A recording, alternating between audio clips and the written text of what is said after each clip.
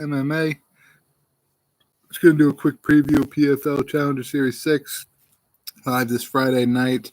Bayvon Lewis making his return to MMA following his release from the UFC.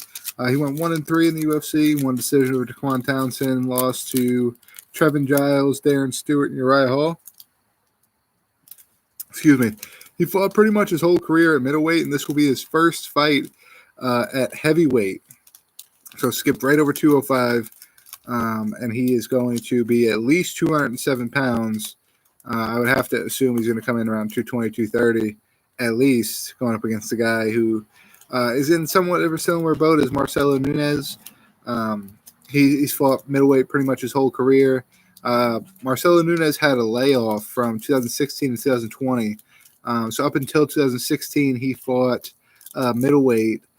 So 6 of his fights were at middleweight, and then he's 7-1. And then he's 2-0 since his return, both of those fights being at heavyweight.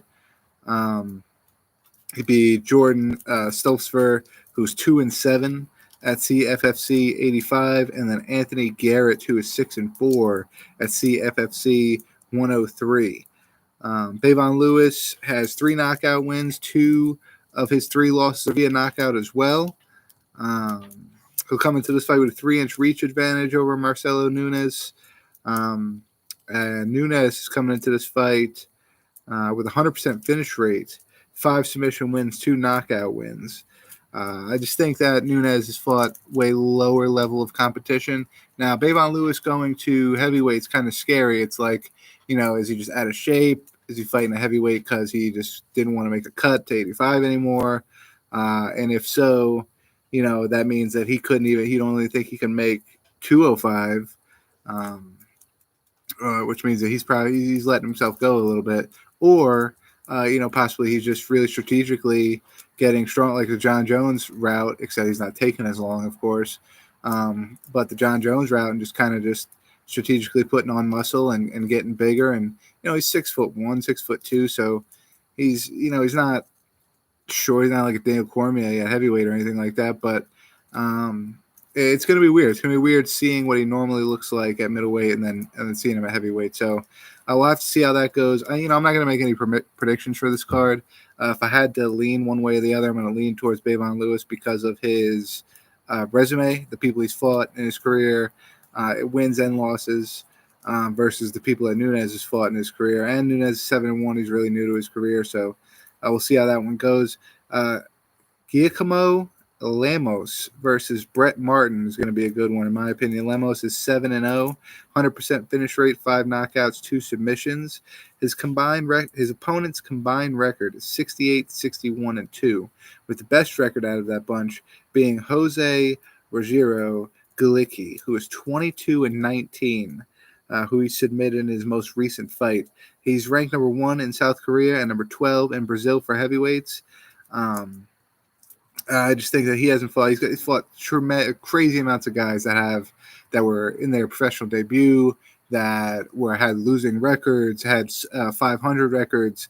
I think he's fought maybe 2 or 3 guys that had a positive 500 record.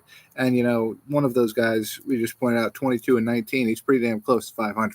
You know what I'm saying? He's always 40 fights into his career, and he's pretty close to 500. Level of competition, I don't know. Martin, 10-1, has only lost his decision loss to Leroy Johnson in 2018. He's never been finished. He's only has 2 wins by submission, 2 wins by knockout, the rest by decision or disqualification.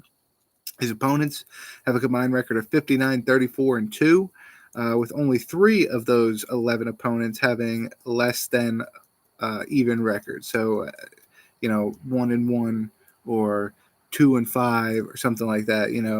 Only 3 out of his 11 opponents, whereas, I would say Lemons had at least 5 out of his 7 that had 500 or sub. Martin is the number 1 ranked heavyweight in Michigan and the 2nd ranked heavyweight in the U.S. Midwest. I know I said I wasn't going to pick, but I'd say if there is an easy fight to pick on the card, it's this one. Brett Martin, lock it in. Adam Carrich versus Chad Johnson. Chad Ocho Cinco. Nah, it's not Chad Johnson. Carrich is 4-0 as a pro, 3-0 in Bellator. He's fought his debut outside of Bellator, went to Bellator, caught 3 straight. His first 2 fights were against guys making their pro debut, and then his second 2 fights in Bellator, he fought one guy that was 11-5 and one guy that's 15-5. So this guy has 4 professional fights, and in his third professional fight, he fought a guy that had 16 fights. And then his second professional fight, or his fourth professional fight, he fought a guy that had 20 professional fights. So he has fought up in competition pretty much his entire career. He's very new to his career. He's a young guy. He's finished every single one of his fights by TKO or knockout, and he'll be going up against Johnson, who is 6-3 and 1-3 in his last 4 fights. More importantly, the record of his opponents that he beat is 12-15. The record of the guys he lost to is 25-8-1. So what that record thing should kind of tell you is that when he fights, high-level skilled guys that have good records in their career, he loses. And when he fights guys that are cans, that have 500s or less in their records, he normally wins those fights. He's going up against 4-0 guy this Friday, so just to let you know how that's probably going to go. Johnson is the 29th ranked heavyweight in the United States and the 2nd ranked heavyweight in Wisconsin. Now, the only reason these guys are ranked is because they haven't fought in Bellator or the UFC yet. That's why they didn't have anything for Carrich, because Carrich's fought in Bellator, so they didn't rank him on the regional scene anymore because I think they kind of take that as like a global type of thing. So he gets out of the regional rankings, and this guy hits 29th. We got a couple of guys with 1 professional fight. Daquan Buckley taking on John Cunningham. Buckley 1-0, won his pro debut over former NBA player Royce White at LFA 120. He's the number 4 ranked heavyweight in Pennsylvania and the number 134 ranked heavyweight in the United States. His opponent Cunningham is also 1-0, won his professional debut by knockout over Jacob Bradley Williams at Fury FC 55. He's ranked number 7 at heavyweight in Texas and Mississippi and ranked 123 in the United States. So a couple of guys really, really new to the sport there. To kick off, I think, I like what not Bellator. I like what the PFL is doing with their Challenger Series, kind of biting off the Contender Series a little bit. There's positives and there's negatives with biting off of an idea. You're always going to be told, if somebody tried to come out with somewhat of an Ultimate Fighter reality TV show, they're going to be told, you're copying, do something original, yada, yada, yada.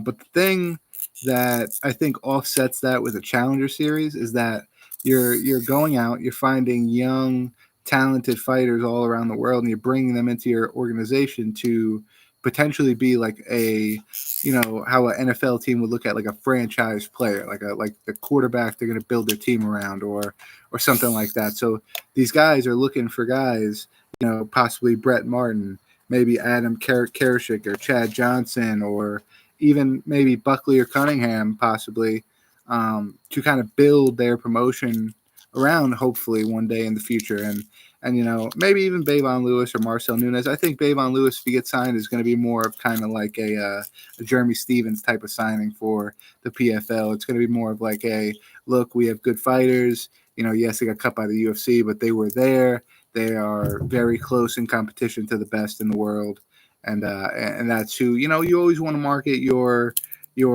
organization as the best fighters in the world. So how do you do that? You take the guys from the best organization in the world, and the guys they let go, you try to pick them up. Jeremy Stevens, I think Anthony Pettis was there, a bunch of guys and women from that were in the UFC, were in Bellator, all fought in PFL, and of course now are fighting in the Challenger Series. I like it. I like the Challenger Series. I hope they continue doing it. We were slacking a little bit. I think that they're going to start the season at the end of April, so I don't know if they're going to keep doing the Challenger Series throughout the season. But much to look forward to for PFL. Shout out to PFL, Ray Cefa, all those guys over there doing crazy good things. Stay tuned. A couple of minutes. We'll be live for the UFC preview. Holla at me. Stay barbecue, fellas.